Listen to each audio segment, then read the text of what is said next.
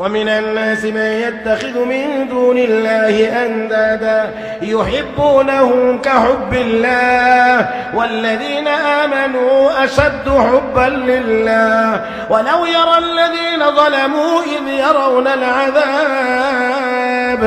أن القوة لله جميعا সকল ক্ষমতার একমাত্র মালিক। আবার আওয়াজ করে জবান খুলে বলেন সকল ক্ষমতার একমাত্র মালিক।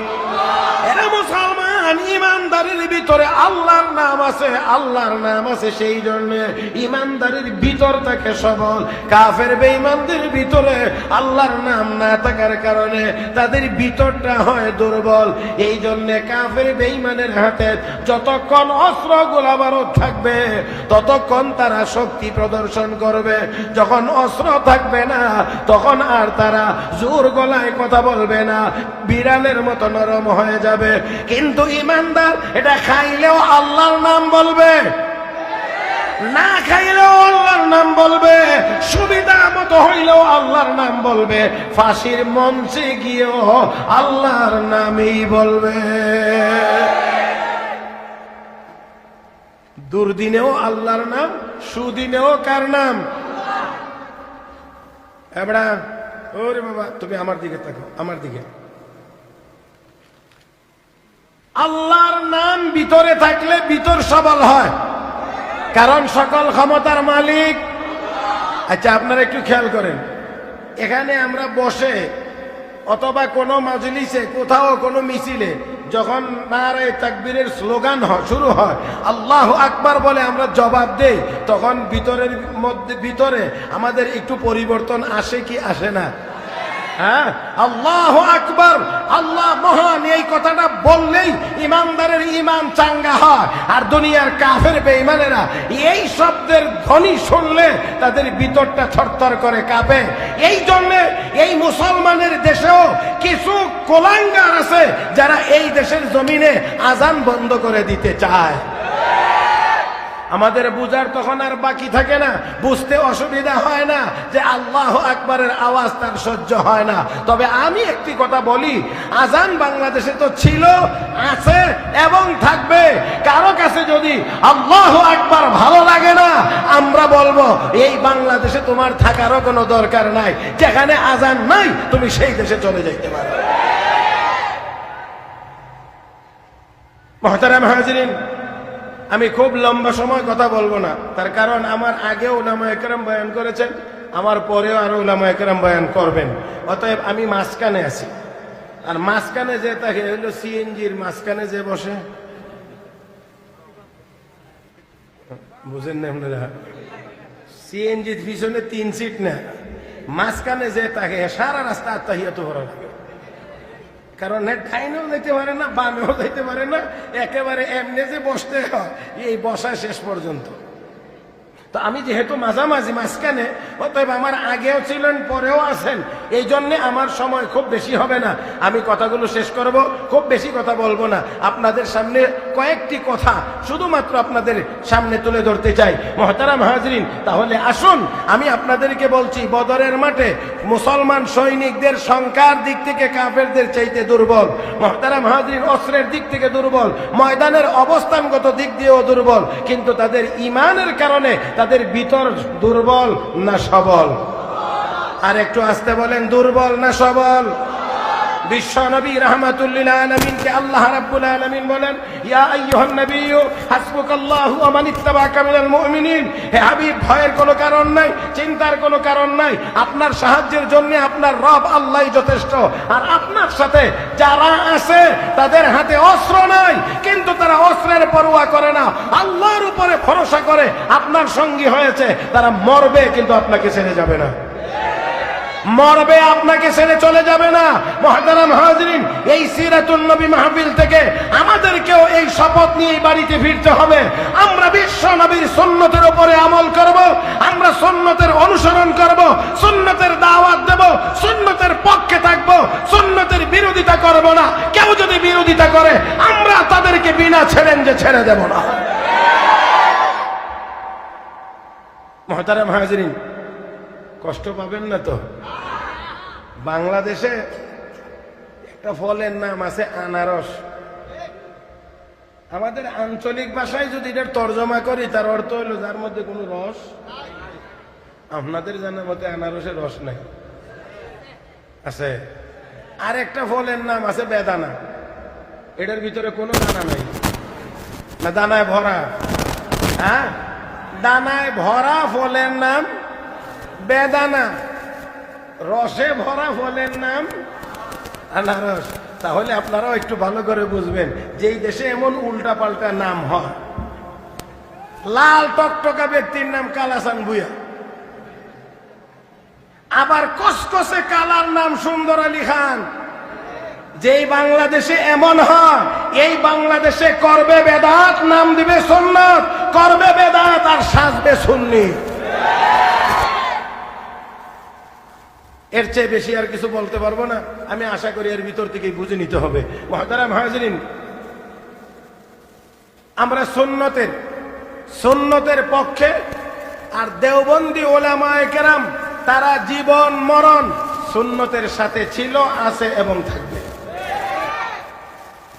যারা দেওবন্দি ওলামায়ে কেরামকে বিভিন্ন রকমের কথাবার্তা বলে কটাক্ষ করে, আমি আপনাদেরকে বিনয়ের সাথে শুধুমাত্র আকাবিরিনদের মধ্য থেকে দুই একজনের দুই একটা ছোট্ট ছোট্ট কথা আপনাদের খেদমতে পেশ করতে চাই। আশা করি তখন আপনারা বুঝবেন নবীর মহব্বত কার অন্তরে বেশি। বানিয়ে দারুল উলুম দেওবন্দ মাদ্রাসার যিনি প্রতিষ্ঠাতা হুজ্জাতুল্লাহ ফিল আরদ কাসিমুল উলুম ওয়াল খায়রাত হযরত আকদাস হযরত মাওলানা মুহাম্মদ কাসিম নানুতুবি রাহমাতুল্লাহি আলাইহি, উনি গ্রেফতারি পরোয়ানা ওনার বিরুদ্ধে জারি হয়েছিল ব্রিটিশদের পক্ষ থেকে। মুহতারাম হাজিরিন, আমি আপনাদেরকে একটু জিজ্ঞেস করি, ব্রিটিশ সরকার ওনাকে গ্রেফতারি পরোয়ানা জারি করছে ওনার বিরুদ্ধে, যেখানে পাও গ্রেফতার করো, তাহলে ব্রিটিশদের বন্ধু উনি?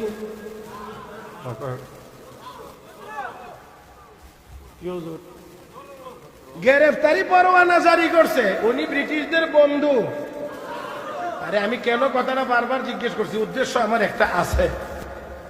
তাহলে ইংরেজ সরকার গ্রেফতারি পরোয়ানা জারি করছে, তার মানে উনি ইংরেজদের বিরোধী।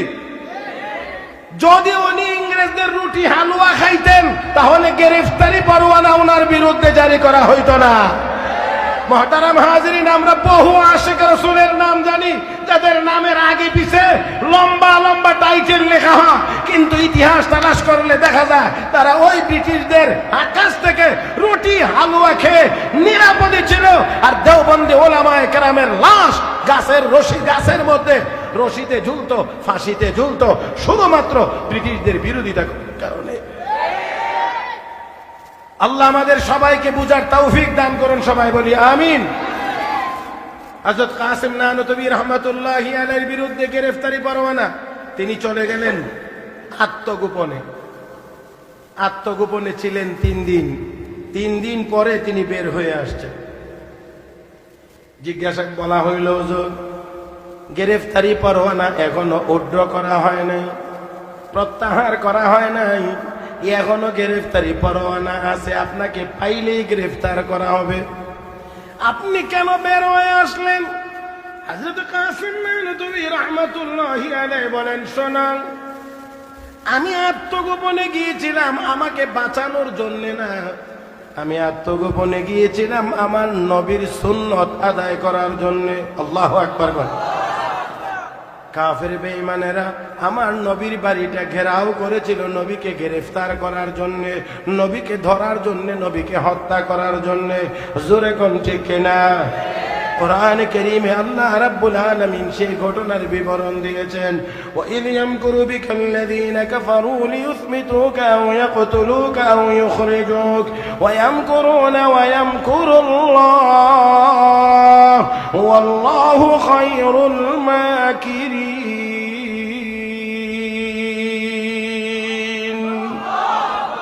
আল্লাহর নবীকে হত্যা করবে, আল্লাহর নবীকে হত্যা করবে সেই পরিকল্পনা করে বাড়ি ঘেরাও করেছে। আমার আল্লাহ বলেন, তোরা আমার হাবিবকে মারবে না, না, কারণ আমি আল্লাহ হেফাজত করব, মারতে পারবে না। আল্লাহ যদি কাউকে হেফাজত করেন, মারবার মতো ক্ষমতা কাহার? আল্লাহ যদি কাউকে মারতে চান বাঁচানোর মতো ক্ষমতা কাহার নাই। ও মুসলমান, আমার নবীর হেফাজতের জিম্মাদার কে?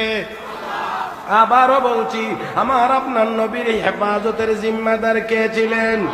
ইয়া আইয়ুহার রাসূল বাল্লিগ মা উনজিলা ইলাইকা মির রাব্বিক ওয়া ইন লাম তাফআল ফামা বাল্লাগতা রিসালাতাহু ওয়াল্লাহু ইয়াসিমুকা মিনান নাস।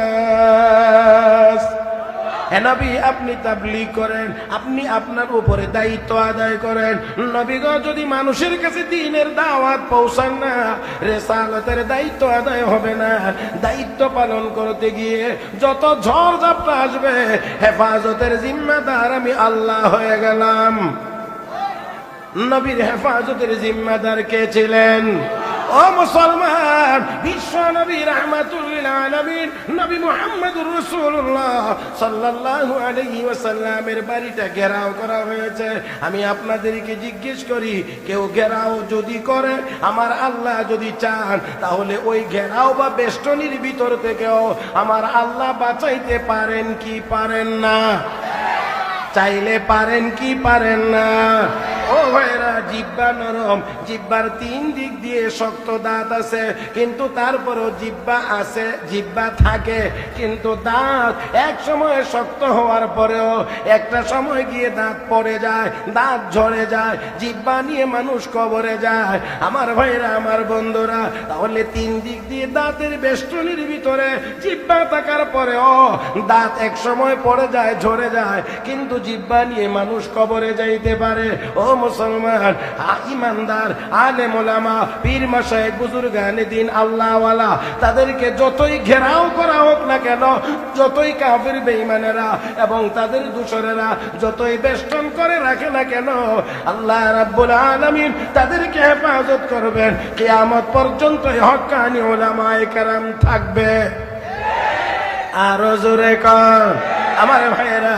এবং থাকবে শুধু তা না, আলেমরা সম্মানের সাথে থাকবে। ও বন্ধুরা, বিশ্ব নবী বলেন, তোমাদের মধ্যে একজন সাধারণ মানুষের চাইতে আমি নবীর মর্যাদা যত বেশি, তোমাদের মধ্যে সাধারণ মানুষগুলোর চাইতে আলেমের মর্যাদাও তত বেশি। আল্লাহু আকবার গান। আলেমের মর্যাদাও বেশি। ও বন্ধুরা, আলেম মসজিদে থাকলেও দামি, আলেম মাদ্রাসায় থাকলেও দামি, আলেম ওয়াজের ময়দানে থাকলেও দামি, এমনকি আলেম যদি জেলখানায় বন্দী থাকে তারপরেও দামি।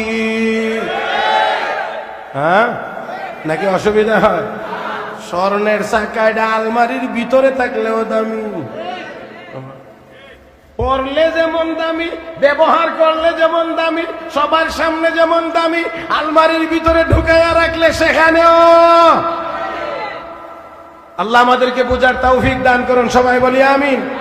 আর জোরে বলি আমিন।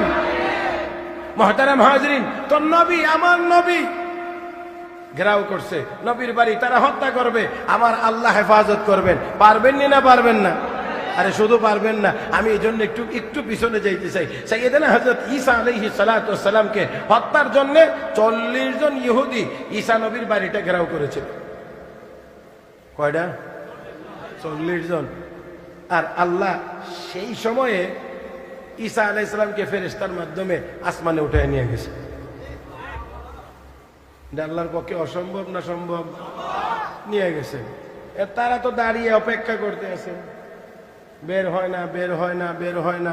এখন একজন আরেকজনকে বলে, বের হয় না, ব্যাপার কি? আমরা যে আসছি মনে হয় টের পাইছি, এই জন্য বের হবে না, তো দরজা ভেঙ্গেই ভিতরে ঢুকতে হবে। আল্লাহ কো, ঠিক আছে ঢুকো, আমার ব্যবস্থাও আছে, তোমরাও ঢুকো, আমার ব্যবস্থাও আছে। এখন দরজা ভেঙ্গে যখন প্রবেশ করতে গেছে, সর্বপ্রথম যে প্রবেশ করছে তাকেই আল্লাহ ঈসা আলাইহিস সালামের সুরত বানিয়ে দিয়েছে। এখন আপনারা বলেন, বাকিরা গিয়ে কি করবে?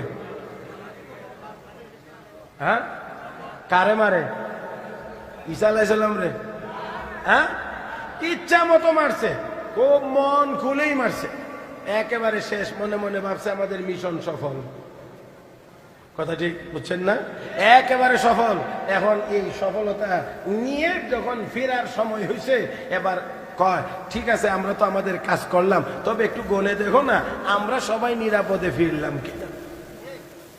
আমরা নিরাপদে ফিরলাম কিনা। এখন গন্তে গিয়ে বাচ্চে গন্ডগোল, এখন গন্তে গিয়ে দেখে বলেন না একজন, তাহলে আসছিল কতজন, এখন কয়জন, 39। এখন বারবার গনে গনে গিয়ে দেখে 39। এখন একজন আরেকজনকে বলে তাহলে এতক্ষণ কাকে মারলাম? যদি ঈসাকেই মেরে থাকি তো আমাদের আরেকটা গেল কই? যদি আমরাটারই আমরা মারলাম তো ঈসা গেল কই? আল্লাহ রাব্বুল আলামিন বলেন এমন কাজ করে দেব সারা জীবন ভর তোকে শুধু এই চিন্তাই করতে হবে কাকে মারলাম কাকে না, কাকে মারলাম কাকে না। আরো যদি আমাদের একেবারে গ্রাম্য সহজ ভাষায় বলি, কারে মারলাম কারে না। কথা বুঝেন নাই তো? কারে মারলাম কারে না। এখন সর্বশেষ আল্লাহ কয় সিদ্ধান্ত তাদের কাছে নাই, কারণ তারা এখানে নিশ্চিত কিছুই বলতে পারতেছে না, নিশ্চিত কিছুই বলতে পারতেছে না। আল্লাহ বলেন ওয়ামা কাতালুহু ইয়াকিনা, আমি আল্লাহ ঘোষণা দিলাম তারা ঈসাকে হত্যা করতে পারে নাই, বরঞ্চ আমি আল্লাহ ঈসাকে আসমানে উঠায় হেফাজত করেছি। সেই আল্লাহ কি এখনো কষ্ট হইতেছে মনে হয় আপনাদের? আমি তো আপনাদের কাছের মানুষ, একেবারে ঘরের মানুষ, এই জন্যে আমি যতক্ষণ আসি এতক্ষণ একটু কষ্টই হবে। দূরের মেহমান আসলে তার কষ্ট হবে না, হ্যাঁ? তাহলে আর বেশি লম্বা সময় না, মেহমান আসার সিগন্যাল যখন আমি পাবো তখন ইনশাআল্লাহ আমিও আমার কথা শেষ করব। আমরা তার আগ পর্যন্ত সময়টাকে একটু কাজে লাগানোর চেষ্টা করি। কথা কয় না, একটু সময়টাকে কাজে লাগানোর চেষ্টা করি, একটু ভালো করে খেয়াল করে আমরা শুনবার চেষ্টা করব। মুহতারাম হাজরিন, হযরত কাসেম নানুতুবি রাহমাতুল্লাহ আলাইহির কথা বলতেছিলাম, আপনাদের কি মনে আছে? হযরত কাসেম নানুতুবি রাহমাতুল্লাহি আলাইহি বলেন আমি আমার জান বাঁচানোর জন্য আত্মগোপনে যাই নাই। বিশ্বনবী রাহমাতুল লিল আলামিন হিজরত করে যখন মদিনায় যাচ্ছিলেন, ওই পাহাড়ের গুহায় আমার আপনার নবী 3 দিন আত্মগোপনে ছিলেন। হযরত কাসেম নানুতুবি রাহমাতুল্লাহি আলাইহি তখন ডেকে বলেন আমার সাথী সঙ্গীরা, বিশ্বনবী যেহেতু 3 দিন আত্মগোপনে ছিলেন, তাই আমিও 3 দিন আত্মগোপনে থেকে আমার নবীর সুন্নত আদায় করলাম। নবী যেহেতু 3 দিনের বেশি থাকেন নাই, সেই জন্য আমিও 3 দিনের বেশি আত্মগোপনে থাকতে পারি না। আল্লাহু আকবার। ওই জায়গায় কোন জায়গায় সুন্নতের উপরে আমল করে আর আমরা নবীর নাম ব্যবহার করে শুধু জিলাপি খাওয়ার মধ্যে আছি, সুন্নত আদায়ের মধ্যে নাই। আল্লাহ রাগ না করলে আমি একটা গল্পের কথা আপনাদেরকে শোনাইতে পারি না, কষ্ট হবে না তো? রাগটা করবেন না। আমাদের অনেকের মহব্বতের নমুনাটা কি?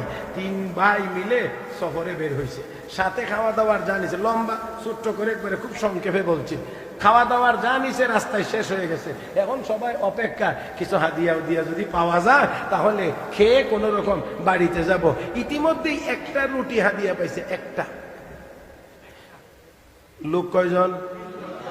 রুটি ভাগ করে খাইলে কদ্দুর ভরে 3 ভাগের, এটা ফেডারে বুঝ দেওয়া যায় না। একটা রুটি একজনে খাইতে পারলে, সাথে 1-2 গ্লাস পানি পান করলে মোটামুটি একটা বুঝ দেওয়া যায়। এখন রুটি একলা খাবে কেমনে? 3 জনই তো ক্ষুধার্ত। এখন বড়জন মনে মনে চিন্তা করে আচ্ছা একটু একটু হাদিস কোরআনের কথা বলে দেখি, রুটিটা আমার ভাগে আনা যায় কিনা। বড় ভাই বলতেছে ছোট ভাইয়েরা শোনো, আমি একখানা হাদিসের কথা বলি। ও কি? কমাল্লাম ইউআক্কির কাবীরানা ফালাইসা মিন্না। নবী বলছেন যে বড়কে সম্মান করে না সে আমার উম্মত না। আপনারা যদি আমার দিকে না তাকান তাহলে পরের অংশটা আর বলবো না। আপনারা কি বুঝছেন? এই যে নবীর হাদিসের কথা বলছে, এটা নবীর মহব্বতে না রুটির মহব্বতে? হ্যাঁ, যেই মাত্র এই কথা বলছে ছোট ভাই লাভ দিয়ে দাঁড়াইছে। দাঁড়ায় বড় ভাই আপনি হাদিসের প্রথম অংশ বাদ দিয়ে শেষের অংশে গেলেন কেমনে? এই হাদিসের প্রথম অংশে রাসূল বলছেন মাল্লাম ইয়ারহাম সগীরানা, যে ছোটকে স্নেহ করে না।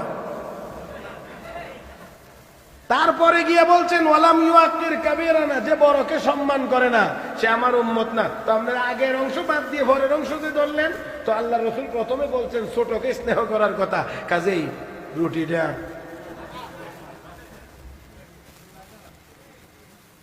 মাঝামাঝি যেটা আছে মেজোটা, সে চিন্তা করে যেমনে হাদিস দিয়া রুটি ভাগ করা হইতেছে, আমারও তো একটা কিছু বলার দরকার, না হলে আমার ভাগও আত্মসাৎ হয়ে যাবে। এই জন্য সে কয় খাইরুল উমুরি আওসাতুহা, সর্বক্ষেত্রেই মধ্যম পন্থা অবলম্বন করা ভালো। কাজেই তোমরা যখন রুটি হাদিসের দুই অংশ নিয়ে দুইজন চলছ, তাহলে এখন সবচেয়ে সমাধান হলো আমারে দিয়ে দাও। এখন বড়জন দেখে যে না, দলিল তো কারোটাই দুর্বল না, এখন কয় না রে এমনিতে রুটি ভাগ হবে না, ঘুমা, যে ভালো স্বপ্ন দেখবে সে রুটি খাইবে। আমি আপনাদেরকে জিজ্ঞেস করি, ইচ্ছাকৃত ভাবে কি স্বপ্ন দেখা যায়? তাহলে ঘুমাইবে, যে ভালো স্বপ্ন দেখবে হে রুটি খাইবে, এর অর্থই হইল যার যার মতো করে স্বপ্ন একটা বানাইবে। এখন আচ্ছা ঠিক আছে, তিনজন শুইতে গেছে, বড় দুইজন অরিজিনালি ঘুমান নিয়তেই গেছে, আর ছোটটা মনে মনে নিয়ত করছে, যা করছে আল্লাহ, বড় দুইটা খালি ঘুমাইব আর এমনি রুটি খাইলাম পরে চা হইবে। এখন সে শুয়ান অপেক্ষা করতেছে যে এই দুইজন কখন ঘুমায়। যখন টের পাইছে যে দুজন ঘুমে, তখন সে আস্তে করে উঠে রুটি খায়া পানি টানি খাইয়া একেবারে ঠোঁট মুখ মুছে আবার স্বপ্ন দেখা লাগছে না, এর আগেই শেষ। এখন কিছুক্ষণ পরে উঠছে, ওটা কি স্বপ্ন দেখছে এবার বল, বড় ভাই আপনার থেকে শুরু হোক। বড় ভাই আমি যে স্বপ্ন দেখছি এত দামি স্বপ্ন তোরা কেউ দেখোস নাই, অতএব রুটি তোরা কেউ পাবে না, রুটি আমার। বলি কি স্বপ্ন? আমি দেখছি দুইজন ফেরেশতা আমাকে ধরে জান্নাতে নিয়ে গেছে, ঘুরাইতে আছে, এই দামি জান্নাত আমি দেখে এসেছি, অতএব এর চেয়ে দামি স্বপ্ন হয় না, কাজেই রুটি আমার। মেজো ভাই তুমি কি দেখছো? আমার স্বপ্ন আরো দামি। আমি দেখছি আমাকে দুইজনে ধরে আল্লাহর আরশে নিয়ে গেছে, জান্নাতের চাইতে আরো বেশি দামি, কাজেই স্বপ্ন আমারটা দামি, রুটি আমার। এবারে সিরিয়াল কার? ছোটটা ছোট ভাই তুমি বলো কি দেখছো? না ভাই আমি বলবো না। কেন বলবো না? আমার ডর করে। তো ডর তো কিছু করবে, কামটা করছে কি? কথা বুঝেন নাই? ডর ভয় তো কিছু লাগবে, কারণ কথা কয় না ভালো কাজ করছে, দুইজন রে ফাঁকি দিয়া একলা রুটি খাই লাইছে, ভালো কাম করছে। আরে মিয়া, দুনিয়াতে যত ফাঁকি বাজার বাটফার আর ধোঁকাবাজ আছে, এরা সব সময় আতঙ্কের ভিতরেই থাকে, যে কোনো সময় ধরা খাইতে। এখন কোন ভয় করে আমি বলবো না, না কোনো ভয় নাই, না আমি বলা শুরু করবো, আপনারা অভিটা শুরু করবো, না অভয় দিলাম, কিছুই করবো না। আচ্ছা ঠিক আছে, যদি এমন হয় তাহলে বলতে পারি। কি? যখন ঘুমাইছি, আপনারাও ঘুমাইছেন, আমি ঘুমের ভিতরে দেখি দুই পুলিশে আমারে জাগাইছে, এরপরে আমারে জাগায় মাথার উপরে লাঠি ধরছে, লাঠি ধরার পরে বলতে আছে রুটিটা খা, না হলে বাইরে কেল্লা ভাড়াইলাম। আমি এই লাঠির ভয়ে রুটি খেয়ে ফেলছি। এখন বলেন তো ওই দুইজনের মেজাজ ঠিক আছে তো? হ্যাঁ, মেজাজ গরম। বলস কি? তোরে ঘুম থেকে পুলিশ এসে জাগাইলো, মাথার উপরে লাঠি ধরলো, তোকে হুমকি দিল রুটি খাওয়ার জন্য, তুই রুটি খেয়ে ফেললে, আমাদেরকে ডাক দিলে না? আমাদেরকে ডাক দিলে না? ছোট ভাই মাথা নিচু করে গো ভাই একটু আসতে বলেন। ডাকাডাকি আর চিল্লা চিল্লিকে আমি কম করছি? এক ভাই চলে গেছেন জান্নাতে, আরেকজন চলে গেছেন আরশে, ডাইকেও তো আমার ভালো লাগবে।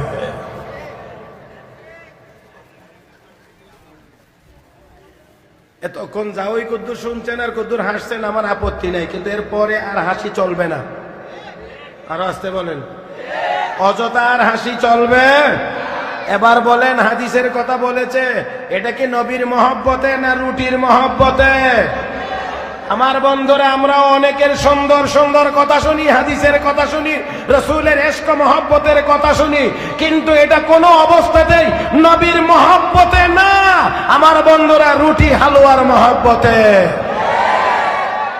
তাকায়া দেখুন কওমি মাদ্রাসাওয়ালাদের দিকে, মাথা থেকে শুরু করে পায়ের পাতা পর্যন্ত সুন্নতে ভরা। আর যারা নিজেদেরকে বড় বড় টাইটেল লাগায় নামের আগে আর পিছনে, মাথা থেকে পা পর্যন্ত খুঁজলে সুন্নতের কোনো নমুনা পাওয়া যায় না। দাবি করে আশিক রাসূল। আশিক রাসূল সেই ব্যক্তি হবে যার মধ্যে নবীর সুন্নতের পরিমাণ বেশি হবে। সাহাবায়ে কেরাম দাবি করতেন না আমরা আশিক রাসূল, কিন্তু কাজের মাধ্যমে প্রমাণ করে দিতেন তারা নবীকে মহব্বত করেন। দেওবন্দি উলামায়ে কেরাম দাবি করেন না আমরা আশিক রাসূল, কিন্তু কাজের মাধ্যমে প্রমাণ করে দেন দেওবন্দি উলামায়ে কেরাম নবীর আশিক। আমি আপনাদেরকে বলছিলাম, দেখেন তিনি কোন জায়গার সুন্নত আদায় করেন। 3 দিন নবী আত্মগোপনে ছিলেন, সেই সুন্নত আমি আদায় করেছি। মদিনায় যাচ্ছেন রাসূলের রওজা জিয়ারতে, রাসূলের রওজা জিয়ারতে 7 মাইল দূরে থাকতে হযরত কাসেম নানতবী পায়ের জুতা খুলে ফেলে দিয়েছে।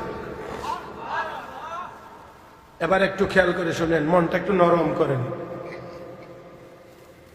মদিনার রাস্তা এত মোলায়েম যে হাঁটলে পায়ে কোনো ব্যথা ট্যাথা পাওয়া যাবে না।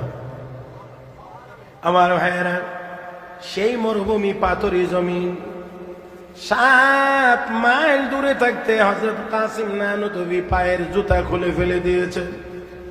জিজ্ঞেস করা হলো, হযরত জুতা খুলে দিলেন, হাঁটছেন, পায়ের চামড়া ফেটে যাচ্ছে, রক্ত বের হচ্ছে, আপনি কেন জুতা খুলে ফেলে দিলেন? ও নবীর উম্মত, ও মুসলমান, যারা নবীর ইশক আর মহব্বত আর ভালোবাসার কথা বলেন, আমি বিনয়ের সাথে বলছি, খেয়াল করে শুনেন। হযরত কাসিম নানতবী রাহমাতুল্লাহি আলাইহি বলেন, আমি জুতা খুলে ফেলে দিয়েছি এই জন্য আমার নবী, বিশ্ব নবী মুহাম্মদুর রাসূলুল্লাহ সাল্লাল্লাহু আলাইহি ওয়াসাল্লাম এই জমিনে হাঁটা চলাফেরা করেছেন। জানি না আমার নবীর কদম মুবারক কোন জায়গায় পড়েছিল। ওই জায়গায় যদি আমি কাসেমের জুতা পরে যাই, নবীর কদমের সাথে বেয়াদবি হয়ে যাবে, এই জন্যে আমি জুতা খুলে ফেলে দিয়েছি।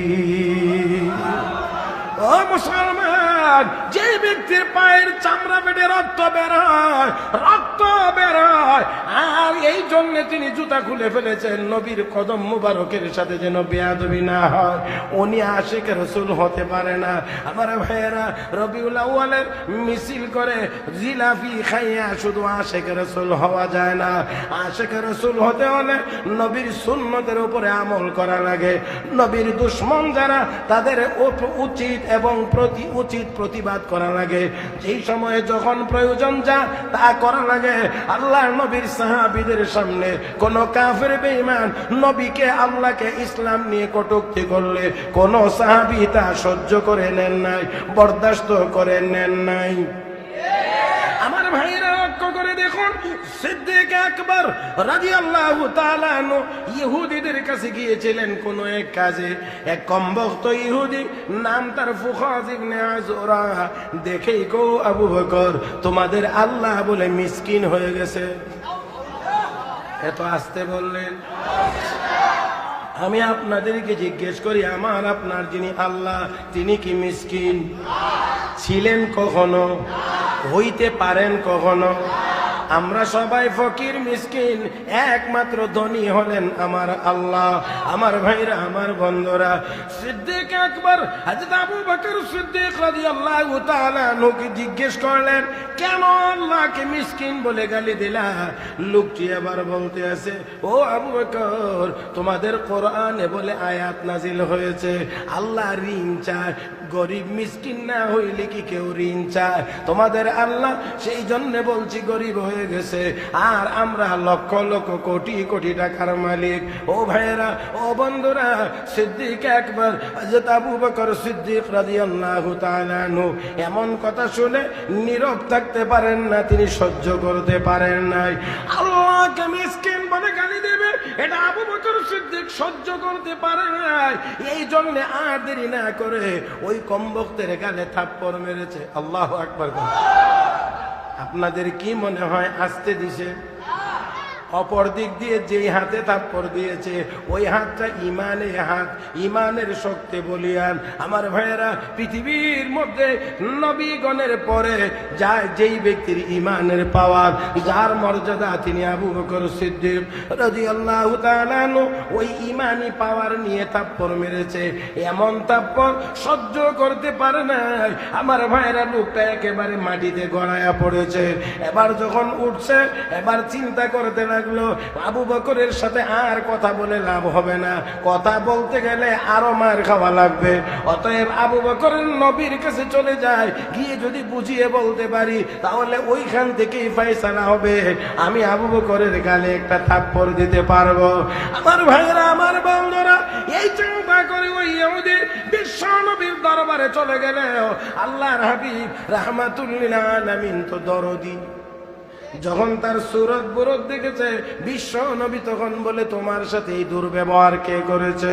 এবার ওই লোকটি বলতে আছে, ও মুহাম্মদ, আপনারা সবাই আমরা মিলে বলি সাল্লাল্লাহু আলাইহি ওয়াসাল্লাম, ও মুহাম্মদ, তোমার সাহাবী আবু বকর আমাকে থাপ্পড় মেরেছে। বিশ্ব নবী চমকায়া উঠলেন। আবু বকর আবার কেমন করে থাপ্পড় দেয়? আবু বকর তো নরম মানুষ, নরম হৃদয়ের মানুষ, এত নরম মানুষ কেমন করে আবার থাপ্পড় দেয়? আমার ভাইরা, আমার বন্ধুরা, মনে রাখতে হবে, ব্যক্তিগতভাবে আবু বকর নরম, কিন্তু ইসলামের বিরুদ্ধে বললে আবু বকর তখন আর নরম থাকেন না। হয় না? হয় না? আমি আবারও বলছি, ব্যক্তিগতভাবে আবু বকর নরম, কিন্তু ইসলামের বিরুদ্ধে কথা বললে আবু বকর নরম না গরম?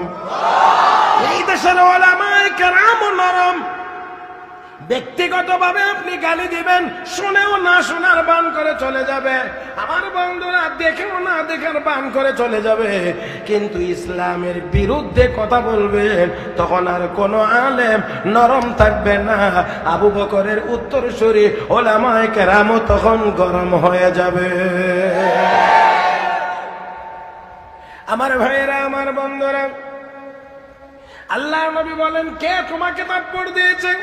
লোককে ডাক দিয়ে কয়, আপনার সাহাবী আবু বকর আমাকে থাপ্পড় দিয়েছে। ইতিমধ্যেই আবু বকর সিদ্দিক নবীর দরবারে হাজির। নবী জিজ্ঞেস করেন, আবু বকর, তুমি বলি লোকটার গালে থাপ্পড় মেরেছো? জি হ্যাঁ ইয়া রাসূলুল্লাহ, আমি তার গালে থাপ্পড় মেরেছি। আমার মতো আপনার মতো মিথ্যা কথা বলেন? রাগ করবেন, এই জন্য বেশি বলবো না। মিথ্যা কথা বলা এটা এখন আমাদের একেবারে অভ্যাসে পরিণত হয়ে গেছে। আগে তো মানুষ শুনতাম যে ঠেকলে বলে মিথ্যা কথা, আরে এখন আর ঠেকা ঢোকা নাই, অযথাই মিথ্যা কথা, কোন কারণ ছাড়াও মিথ্যা কথা বলে। আর যে আমাদের এখন মোবাইল শরীফ আছে না, মোবাইল শরীফ, বুঝছেন না মনে হয় আপনারা আমার কথা? এখন কিতাব আছে না মোবাইল শরীফ, এই মোবাইল শরীফে আমরা আরো বড় মিথ্যাবাদী বানাইছি। আল্লাহ, আমি আপনার একটা ছোট্ট একটা জিনিস শোনাই। আমার মসজিদের ভিতরে একটু ঢাকা মোবাইলে কার সাথে জানি বলতে আছে, আমি এখন খুল না। মসজিদের এরিয়ার ভিতরে, কেসি গেটের ভিতরে ফোনে, মানে আমার মুয়াজ্জিন সাহেব আবার একটু বেরসা আর কি, মানে একটু রসকস একটু তুলনামূলক ভাবে কম। উনি কথা শুনে লাইছে, এখানে মসজিদের সীমানার ভিতরে দাঁড়ায় কয় আমি এখন খোল না। মুয়াজ্জিন সাহেব নিহারে তাইনের মোবাইলের একটা কাছে গিয়ে কয়, মিয়া এটা মুগদা, এটা খোল না, না বের হন। আপনারা বুঝছেন না আমার কথা? এই যে এইভাবে মোবাইল লাগাই রাখলে আরেকজন যদি এই দিক দিয়ে এসে বলে তাহলে আওয়াজ যাবে না। একেবারে এই বরাবর এসে কয়, ভাই এটা মুগদা, এটা খোল না, না এটা মুগদা, বের হন। আমাদেরকে এই মোবাইলে আরো বড় মিথ্যাবাদী বানায়া দিছে। আজকের এই সিরাতুন নবী সম্মেলন থেকে আমাদের একটি দৃঢ় প্রতিজ্ঞা হোক, আমরা মিথ্যা কথা বলবো না। হইছে না? আরো আসতে কি বলবো না? আরো জোরে বলি, কি বলবো না? বললে কি হবে? এখন তো জোরে জোরে বলতেছেন, তাই না? উঠে যাওয়ার পরে তখন মনে মনে চিন্তা করবে, একেবারে কি আর কিছু মিশা কথা না কইলে চলা যায়।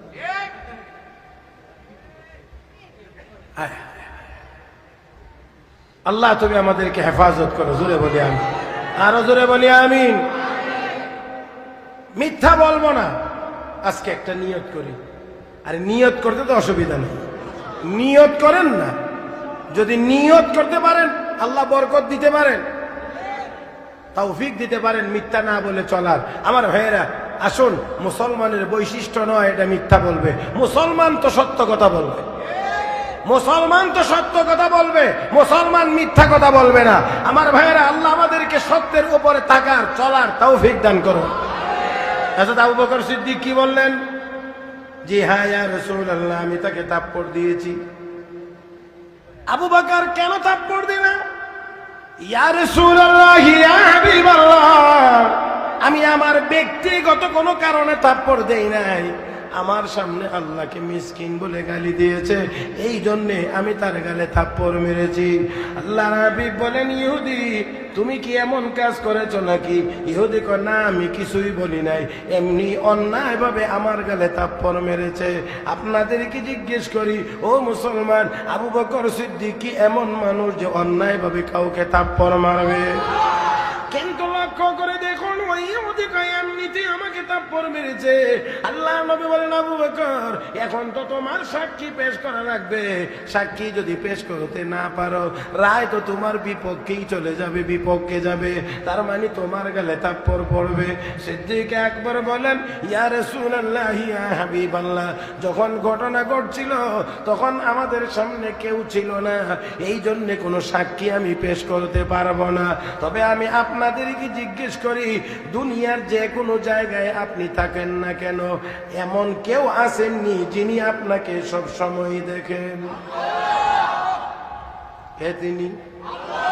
আওয়াজ করে মহব্বতে বলেন, তিনি কে?